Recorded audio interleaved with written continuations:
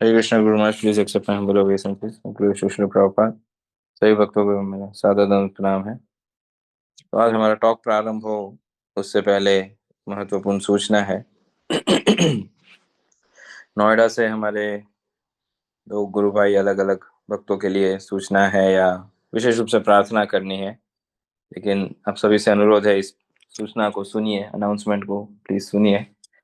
विष्णु भक्त प्रभु कि इस्कॉन नोएडा से हमारे गुरु भाई है और अभी अपने मिड 40s में है और दुर्भाग्यवश उन्हें जिह्वा का कैंसर, टंग कैंसर डिटेक्ट हुआ है।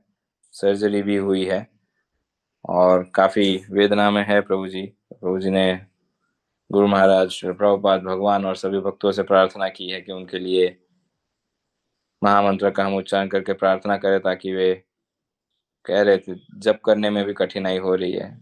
सुन के काफी दुख हुआ। और साथ ही में वार्ष्णेय प्रभु, हमारे दूसरे गुरु भाई है, वे भी नोएडा से है और उनकी सुपुत्री है, उनकी डॉटर है, केवल 5 साल की है और उन्हें भी गॉल ब्लैडर कैंसर डिटेक्ट हुआ है और केवल 5 साल की बालिका है वे, और उनकी 3 से 4 बार सर्जरीज हो चुकी है ऑलरेडी। तो काफी विकट स्थिति है दोनों के लिए, दोनों के परिवारों के लिए, दोनों भक्तों के लिए। तो आप सभी से प्रार्थना करते हैं, गुरु महाराज जी के चरणों में प्रार्थना करते हैं, श्री प्रभुपाद जी के चरणों और भगवान के चरणों में प्रार्थना करते हुए आइए हम सभी महामंत्र का उच्चारण करते हैं इन दोनों के लिए, ताकि भगवान की कृपा उन पे हो और शीघ्र अतिशीघ्र उनका स्वास्थ्य ठीक हो। हरे कृष्णा कृष्ण कृष्ण हरे हरे, हरे राम राम राम हरे हरे। तो आज हमारे बीच हमारा आज का टॉक डिलीवर करने हमारे वरिष्ठ गुरु भाइयों में से एक श्रीमान मोहन रूप प्रभु, जो कि इस्कॉन पंढरपुर में स्थित है। प्रभु जी प्रथम बार आज हम सभी को संबोधित करेंगे। पुराने भक्तों में से, प्राचीन भक्तों में से है कि इस्कॉन पद यात्रा की भी कई वर्षों तक सेवा की है। प्रभु जी स्वयं पद यात्रा में चले पद यात्री ही है।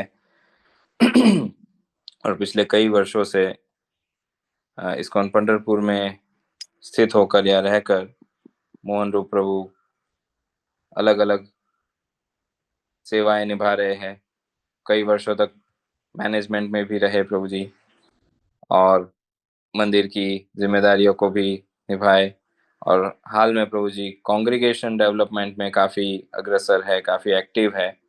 तो जब भी कई भक्तों का ये अनुभव है, इस्कॉन पंढरपुर आए हैं तो लगता है इतने सारे भक्त कहाँ से आ गए, इतने सारे लोकल भक्त कहाँ से आ गए। तो ये मोहन रूप प्रभु और उनकी टीम और अन्य भक्तों की भी कृपा या कहिए चमत्कार है कि भगवान नाम की महिमा को, श्री श्री गौर निताय की महिमा को, विट्ठल की महिमा को जन साधारण तक पहुंचा रहे। और पंढरपुर जैसे छोटे स्थान में भी प्रभु जी काफी एक्टिवली प्रीचिंग करते हैं आसपास के गांव में। आज हमारा परम सौभाग्य है कि प्रभु जी का हमें संग सानिध्य प्राप्त होने जा रहा है। तो आप सभी से अनुरोध है, अपने नाम जप को विराम देकर ध्यान पूर्वक आज का टॉक श्रवण करने तैयार हो जाइए। हम श्रीमान मोहन रूप प्रभु से अनुरोध करते हैं आज का टॉक प्रारंभ करें प्रभु जी। हरे कृष्णा। हरे कृष्ण। सुनाई दे रहा है प्रभु जी? प्रभु सुनाई दे रहा है, थोड़ी कम आवाज है, हल्की आवाज है। तो थोड़ा माइक को आप नजदीक कर लेंगे, ऐसा कुछ देख लीजिए संभव है तो। अभी आ रहा है ना? हाँ हाँ, सुनाई दे रहा है। यस प्रभु जी। हरे कृष्ण। नमो विष्णुपादाय कृष्ण पृष्ठाय भूतले श्रीमते लोकनाथ स्वामी नित्यानंद। नमो विष्णुपादाय कृष्ण पृष्ठाय भूतले श्रीमते भक्ति वेदांत स्वामी नित्यानंद। नमस्ते सारस्वती गौरवाणी प्रचार निर्विशेष शून्यवादी पाश्चात्य शतारणे। जय श्री कृष्ण चैतन्य प्रभु नित्यानंद श्री अद्वैत गदाधर श्रीवास गौर भक्त वृंद। हरे कृष्ण कृष्ण कृष्ण हरे हरे, हरे राम राम राम हरे हरे। ओम ज्ञानतिमिरान्धस्य ज्ञानाञ्जन शलाकया चक्षुरुन्मिलितं तस्मै श्री गुरुवे नमः। हरे कृष्ण। सर्वप्रथम तो मैं क्षमा प्रार्थी हूँ परम पूज्य लोकनाथ स्वामी महाराज, गुरु महाराज जी से कि मेरे से कुछ भी अपराध हो जाए बोलने में, तो मैं क्षमा चाहूँगा। और विशेष करके मैं गुरु महाराज से आशीर्वाद प्राप्त करना चाहता हूँ। मैं जूम में पहली बार बोल रहा हूँ। मैं कभी यहाँ पे आया नहीं है और मुझे गुरु महाराज की कृपा हो गई। पद्ममाली प्रभु जी ने मुझे सुबह कॉल किया और मैं आपके सेवा में उपस्थित हुआ हूँ। तो मेरा कोई योग्यता नहीं है बोलने के लिए। ना मुझे शास्त्र का ज्ञान है, ना भक्ति का ज्ञान है, ना वैराग्य है। जो कुछ भी मैं कहूँगा मेरे गुरु महाराज जी से मैंने जो सुना है और प्रभुपाद जी के प्रवचनों को मैंने सुना है और जो भी प्रभुपाद जी के ग्रंथों का अध्ययन किया है, मैं कोशिश करूँगा कि गुरु महाराज जी के आशीर्वाद से कुछ कहने के लिए। और हमारे गुरु महाराज तो सूर्य के समान है। और आप जानते हैं सूर्य का कितना महिमा है। ये संसार को प्रकाशित करते रहता है। उसी प्रकार से हमारे गुरु महाराज ये पूरे संसार को, संसार भर में भ्रमण करते हुए लोगों को हरि नाम रूपी सूर्य का प्रकाश उसको वितरित कर रहे हैं और कई कई लाखों लाखों जीवों को गुरु महाराज जी उद्धार कर रहे हैं। उसमें से मैं भी एक जीव हूँ। तो गुरु महाराज जी के चरण में मेरा प्रणाम और कुछ कहने के लिए प्रयास करता हूँ। तो आ, जिसमें कहा गया है कि एक घटना है कैलाश की। एक बहुत भगवान का भक्त परिवार जिसके मुखिया है भगवान शिव जी, भोलेनाथ जी। वो आप जानते हैं कि भोलेनाथ जी जो हर समय भगवान के चिंतन और मनन में रहते हैं। में कहा गया है कि भगवान शिव जी के 5 मुख हैं और ब्रह्मा जी के 4 मुख हैं। और ये जो शिव जी है ये अपने 5 मुख से हर हर समय भगवान को चिंतन करते रहते हैं, उनका नाम जप करते रहते हैं। वो कहते हैं, इसमें कहा गया है कि चतुर्मुखे ब्रह्मा बोले कृष्ण कृष्ण हरे हरे, पंचमुख महादेव राम राम हरे हरे। 5 मुख से शिव जी भगवान का नाम जपते रहते हैं और ब्रह्मा जी कृष्ण का नाम जपते रहते हैं। तो हमें ये महान जो विभूतियाँ है ये हमें सिखाते हैं कि इस कलयुग में भगवान का नाम ही सब कुछ है। वो हमें संसार की आ, हर वो वस्तु प्रदान कर सकते हैं जिसकी हम हमारे चित्त में इच्छा करते हैं। और इस संसार से परे जो भगवान की कृपा है वो भी अगर कोई इच्छा है, वो वही इच्छा होनी चाहिए। भगवान का प्रेम, भगवान के आशीर्वाद, तो ये पाने की इच्छा होनी चाहिए। तो वो भी इच्छा को पूर्ति करते हैं क्योंकि भगवान का नाम ऐसे है। और भगवान के जो भक्त होते हैं बड़े बड़े, जैसे ब्रह्मा शिव जी, श्रील प्रभुपाद जी, ये संतों की महिमा है। तो वो हमारी इच्छाओं को पूर्ति करते हैं। बस उन्होंने जैसे हमें कहा है हमें वैसे आजीवन उसको करते रहना चाहिए। तो एक घटना ऐसी है कि भगवान शिव जी भगवान का नाम जप कर रहे हैं, चिंतन कर रहे हैं और पूरी तरह से निमग्न है भगवान के नाम में। इतने गहराई से भगवान को पुकार रहे हैं। तो इस बात को पार्वती माता ने देखा। और पार्वती माता ने देखने के बाद वो प्रभु के पास में जाती है, अपने नाथ के पास में, और उनको एक सवाल पूछती है।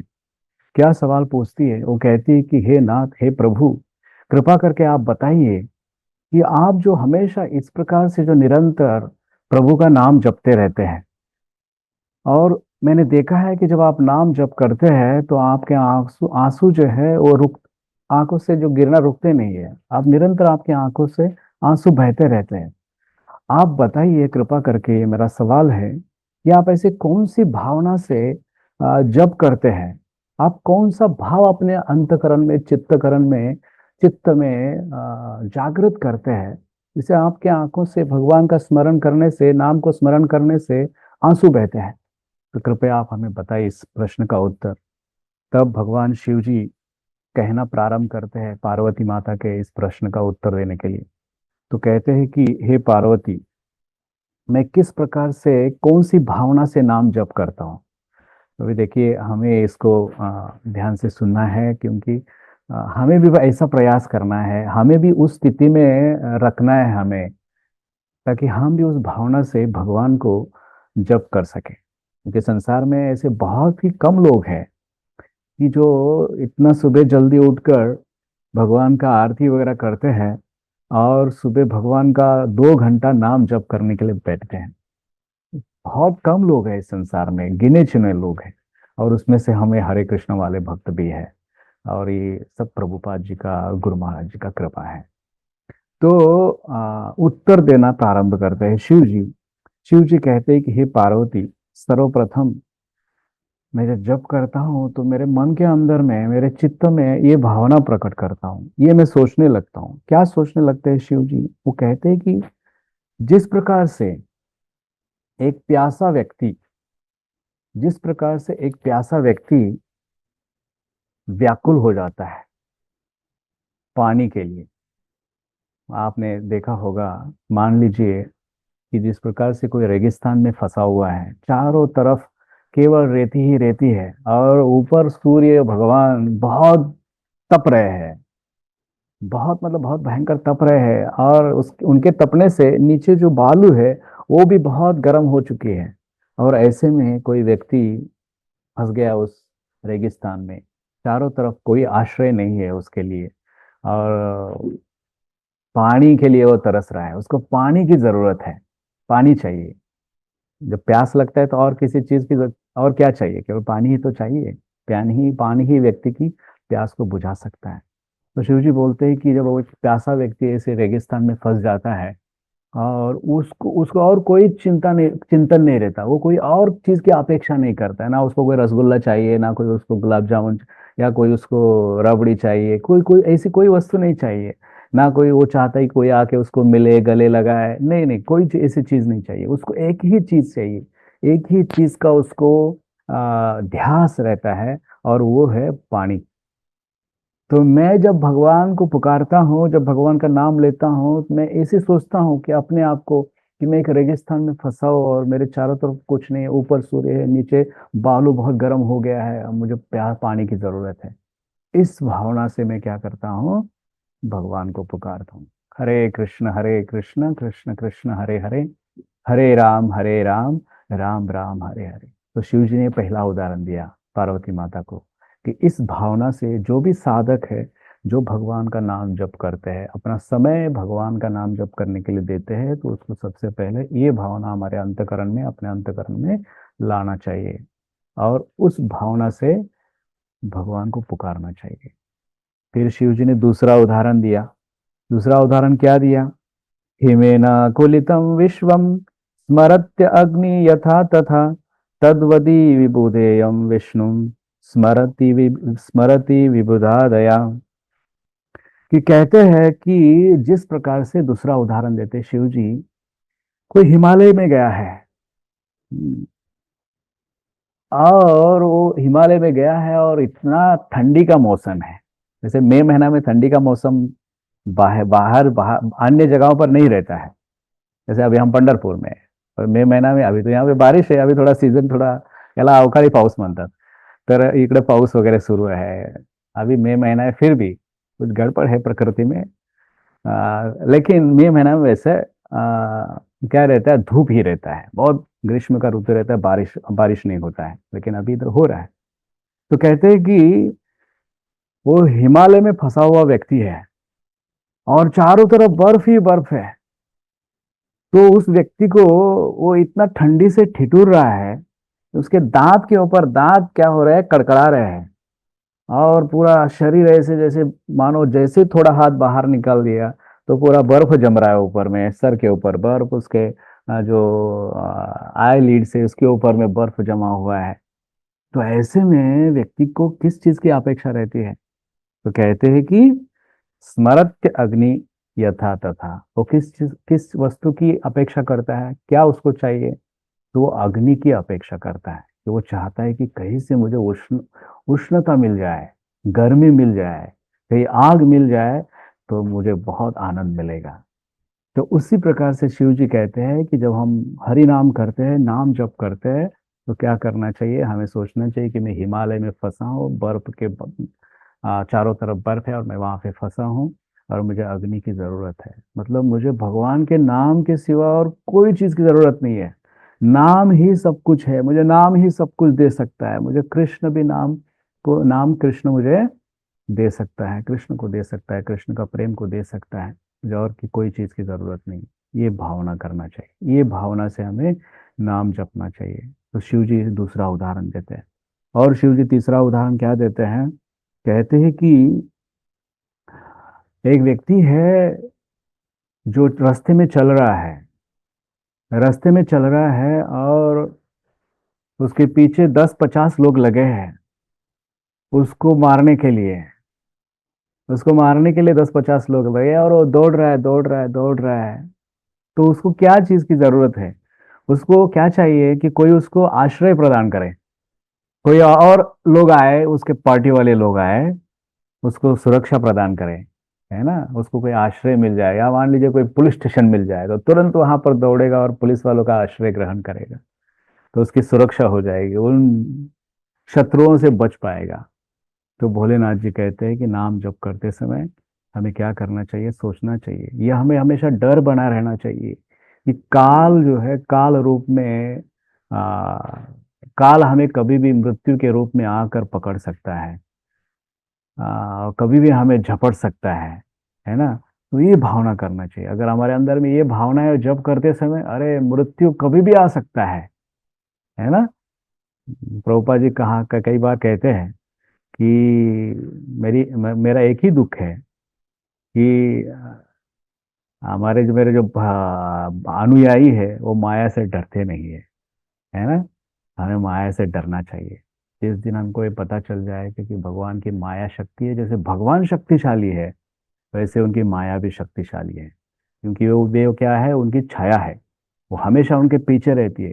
जैसे ही हम भगवान के ऊपर से ध्यान को हटा देते हैं, सुई भर ध्यान भगवान से हटा देते हैं, तुरंत माया हमको साइड में से देख लेती है और झपट कर हमारी गर्दन को पकड़ लेती है। तो उसी प्रकार से हमें हमेशा माया से डरना चाहिए। और उस भावना से हमें क्या करना चाहिए, ओ कृष्ण के सिवा मेरा कोई नहीं है, मेरा गुरु और वैष्णव के आश्रय के बगैर मेरा कोई नहीं है। और क्या करना चाहिए, उस भावना से हमको पुकारना चाहिए। तो अब क्या करेंगे, हमें भगवान अपने नाम को प्रकट कराएंगे। और शिव जी तीसरा उदाहरण देते हैं। तीसरा उदाहरण देते हैं, सॉरी ये शायद, हाँ तीसरा उदाहरण देते हैं कि जिस प्रकार से है, चौथा उदाहरण है। एक धन लोभी व्यक्ति दिन भर एक जो बिजनेस करता है अपनी दुकान में, फैक्ट्री में, विशेष करके दुकान में, तो दिन भर दुकान में रहता है, और संध्या के समय में क्या करता है, जो भी उसने धन अर्जित किया है तो क्या करता है, उसको गिनने लगता है कि आज मेरा धंधा कितना हुआ। वो किस प्रकार से गिनता है, देखिए। अगर उसके सामने कोई आके बैठ भी जाता है ना, तो वो बिल्कुल ध्यान नहीं देता, क्योंकि यदि वो बोलता भी है या उसको लगता है कि सामने कोई आके बैठा, वो बात करना चाहता है, फिर भी उसका ध्यान कहाँ रहता है, वो नोट गिनने में रहता है। जैसे बोलते, जैसे लोभी व्यक्ति, बहुत लोभ है उसको धन का, हर समय ऐसे करता रहता है, नोट गिनते रहता है। तो हम जब भजन करते हैं तो उस धन लोभी व्यक्ति की तरह क्या करना चाहिए, हमारे मन को, हमारे चित्त को भगवान के नाम में लगाना चाहिए। भले साइड में आसपास कोई बोल रहा है, कोई क्या कर रहा है, कोई आवाज कर रहा है, कोई आके सामने बैठा है, ये सब कुछ भूल जाना चाहिए। और जो हम जिस चीज के लिए बैठे हैं, है ना, उस लोभी व्यक्ति की तरह क्या करना चाहिए, भगवान को पुकारना चाहिए। इस भावना से पुकारना चाहिए, शिव जी कहते हैं पार्वती से। और एक उदाहरण दिया है, पांचवा उदाहरण दिया है कि एक पतिव्रता नारी का उदाहरण दिया है। आप जानते हैं कि किस प्रकार से एक पतिव्रता स्त्री का पति चला जाता है, मान लीजिए युद्ध में चला जाता है, या एक देश से दूसरे देश बिजनेस के लिए चला जाता है, और वो कई दिन वापस नहीं आता है। जब वो कई दिन वापस नहीं आता है, तो उस पतिव्रता नारी जो है, उसको किस प्रकार से वो चिंतन करती है, पूरा दिन रात उसका चिंतन क्या रहता है, उसका पति रहता है। कि वो हर समय सोचती है, घर से बाहर जैसे ही घर बाहर जाती है तो देखती है, चप्पलों की तरफ देखती है, अपना पति का चप्पल देखती है तो उसको याद आने लगता है, हाँ मेरे पति है। उसके पति के कपड़ों को देखती है, तब उसको याद आने लगता है मेरा पति, है ना।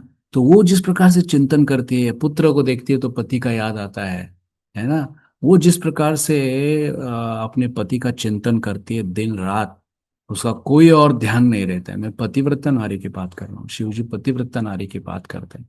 जिस जो अपने मन में सपने में भी पर पुरुष का चिंतन नहीं करती है, तो वो जिस प्रकार से अपने दूर देश गए हुए पति का चिंतन करती, कब मेरे पति वापस आएंगे और वो मैं उनको आलिंगन करूंगी। तो उस प्रकार से हमें क्या करना चाहिए कि भगवान जो है, भगवान का नाम है, अभी मुझे भगवान के नाम में रुचि नहीं आ रहा है, इसका अर्थ क्या है, कुछ समस्या है, कुछ अंदर में गड़बड़ चल रहा है ना।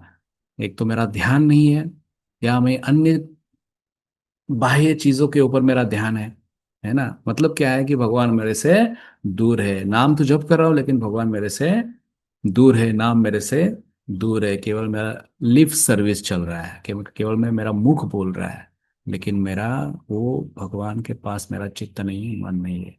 तो उस नारी की तरह क्या करना चाहिए, शिव जी बोलते हैं कि भगवान का चिंतन करना चाहिए, उस भावना से चिंतन करना चाहिए। और आखिरी उदाहरण देते हैं कि एक पति पत्नी है, उनका विवाह हो गया है, और लगभग साल हो गया, 2 साल हो गया, 3 साल हो गया, 4 साल, 5 साल हो गया, 10 साल हो गया, लेकिन बेचारों को पुत्र प्राप्ति नहीं हो रही है। तो देखिए, पुरुष को भी जब विवाह होने के बाद में 1 साल में, 2 साल में बच्चे नहीं होते हैं, तो बेचारों को बड़ा कष्ट होता है, बड़ा दुख होता है। घर वाले ताने मारते हैं, बाहर वाले ताने मारते हैं, है ना। वैसे भी तो संसार में अगर बच्चा नहीं है तो भी समस्या है, बच्चा है तो भी समस्या है, 2 4 बच्चे हैं तब भी समस्या है ना, और केवल 2 बच्चे हैं तो भी समस्या है ना। वैसे तो कहा जाता है शास्त्र में कम से कम 4 5 बच्चे होने चाहिए, लेकिन आजकल फैशन आ गया है कि हम दो हमारे दो, और कुछ दिन के बाद मुझे लगता है ऐसी चीज होने लगेगी, हम दो और हमारे एक। और कुछ समय के बाद क्या होगा, जैसे जैसे कलयुग बढ़ता जाएगा, हम दो ही काफी है। और फिर कुछ समय के बाद बिना शादी के ही हम ठीक है। ऐसी स्थिति होने वाली है।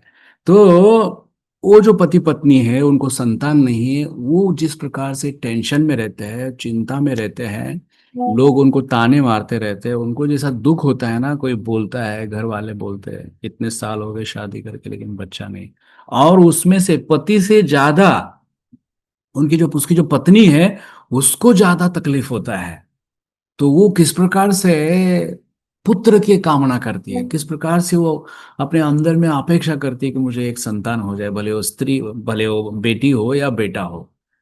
तो उस भावना से क्या करना चाहिए, शिव जी बोलते हैं, जैसे वो एक पुत्रहीन स्त्री व्याकुल हो जाती है पुत्र प्राप्ति के लिए, तो उसी प्रकार से हमें क्या करना चाहिए, भगवान का नाम जप करने के लिए व्याकुल होना चाहिए, है कि नहीं। यदि हम इस प्रकार से इन 4 5 चीजों को शिव जी बोलते हैं, यदि ध्यान करते हैं, इस भावना से यदि जप करते हैं, तो हम क्या कर सकते हैं, भगवान की कृपा को बहुत जल्दी पा सकते हैं। मैं आपको और एक उदाहरण देता हूँ। बॉम्बे की घटना है। एक बार एक भक्त Bombay ISKCON temple, Juhu temple में कीर्तन कर रहे थे। वो कीर्तन कर रहे थे, इतना भाव से कीर्तन कर रहे थे कि उनके आंख से आंसू बह रहे थे।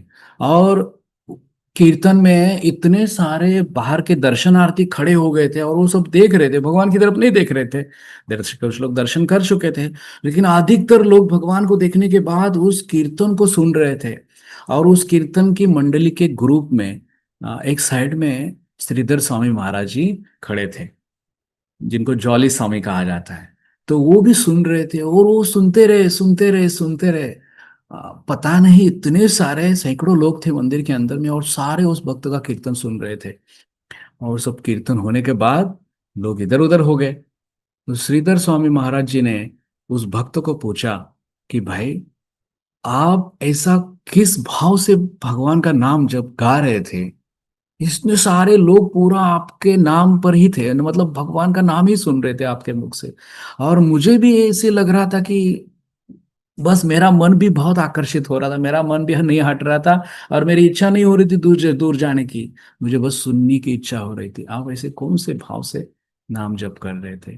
तो उस भक्त ने श्रीधर महाराज को बताया कि महाराज जी, मैं जब जप करता हूँ या मैं हरि नाम गाता हूँ मंदिर में, तो मैं ये सोचता हूँ कि मैं अभी इसी पल इसी मोमेंट में, नेक्स्ट पल में मेरा मृत्यु होने वाला है, मैं मरने वाला हूँ, मैं इस भाव से जपता हूँ। क्योंकि अगर कुछ समय मरने वाला है तो क्या है, उसको कौन सी अन्य चीज अच्छी लग सकती है, किस चीज में उसको रुचि बढ़ सकती है? किसी चीज में नहीं। मान लीजिए अभी किसी को फांसी दिया जाने वाला है ना, अभी 1 घंटे में, क्या आप उसको उसके सामने कोई एलसीडी टीवी लगाएंगे, कोई मूवी लगाएंगे, उसको अच्छा लगेगा? या उसको कोई सोने के पात्र में कोई बहुत बढ़िया मसालेदार दूध वाला खीर बना के देंगे तो उसको मीठा लगेगा? नहीं, उसको तो जहर के समान लगेगा। तो बोलते हैं कि मैं इस प्रकार से भाव जब जब करता हूँ, गाता हूँ भगवान का नाम, कि मेरा अभी मृत्यु आने वाला है। तो महाराज जी बहुत ही आश्चर्यचकित हो गए कि सही में हमें इसी प्रकार से भगवान को पुकारना चाहिए। तो मुझे मालूम नहीं है प्रभु जी कितना समय है, पद्ममाली प्रभु जी। 7:15। अभी और 5 मिनट है क्या? है प्रभु जी, बोलिए बोलिए। जी। तो बोलते हैं कि इस बीज भावना को लाने के लिए, जैसे शिव जी ये 6 चीज बताए कि हमें किस भावना से जप करना चाहिए। लेकिन पार्वती माता ने जब ये बातें सुनी सारी, तो बड़ी चिंता में पड़ गई। प्रभु अभी और एक सवाल है, कि कहने लगी कि प्रभु आप बताइए, आप तो बोल रहे बहुत सही बात है, आपका तो भावना वैसे है ना? प्रभुपाद जी इसी भाव से जप करते थे। हमारे गुरु महाराज जी भी आप देखिए किस प्रकार से भजन करते, जप करते, जब गाने बैठ जाते तो पता नहीं चलता है कितना समय हो गया। और जो साइड वाले होते हैं वो भी ऐसे मंत्रमुग्ध हो जाते हैं भगवान के, हमारे गुरु महाराज के मुख से नाम जप करते समय, गाते समय, है ना, अपने आप को भूल जाते हैं।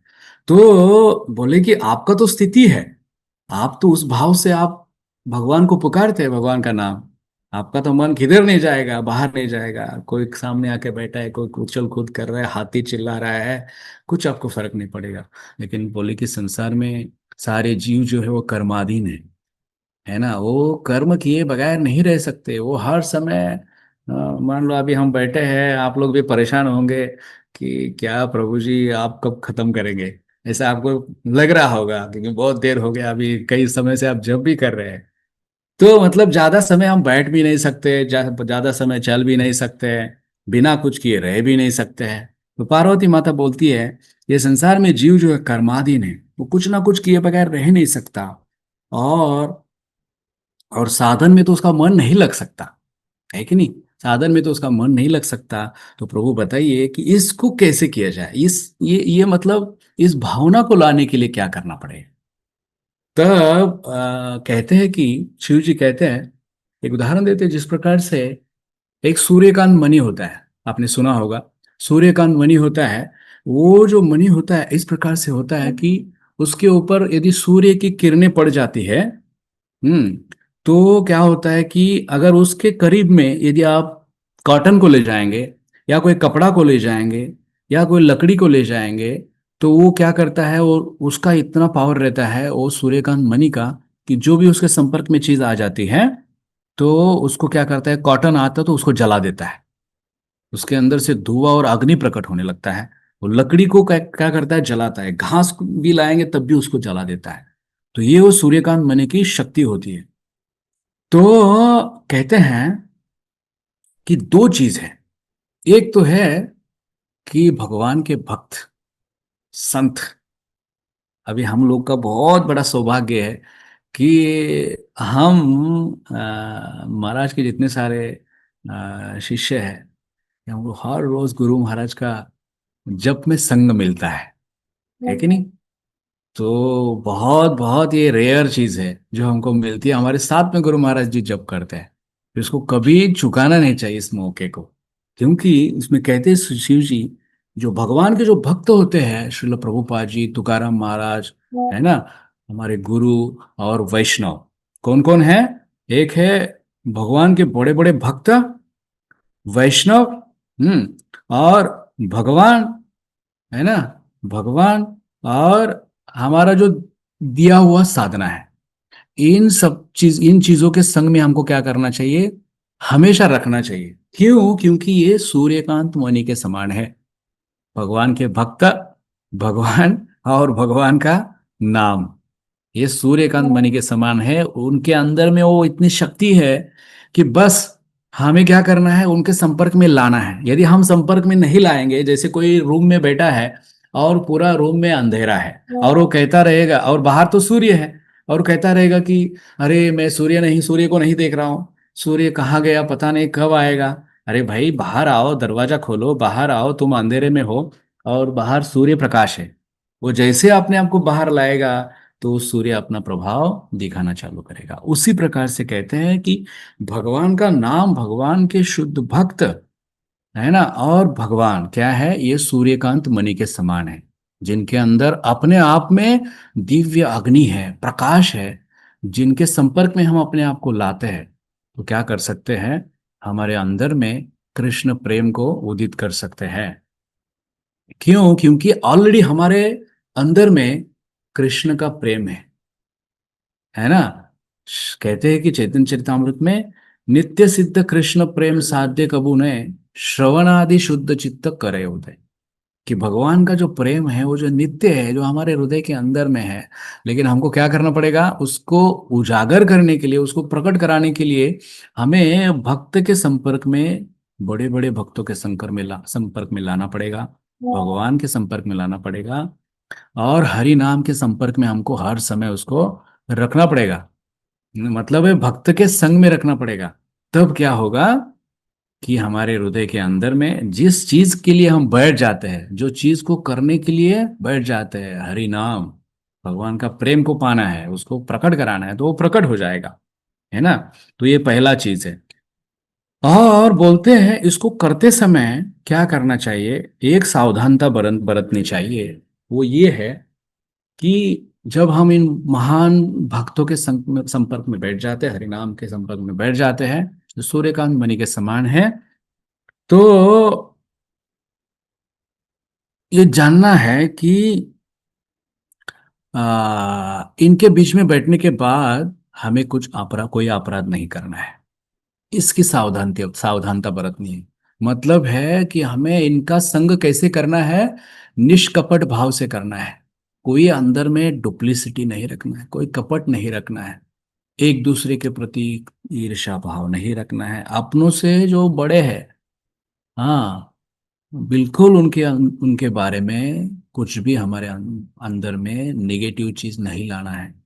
इसकी सावधानी बरतनी है। नाम, भगवान और भगवान के बड़े बड़े भक्त, हमारे बराबर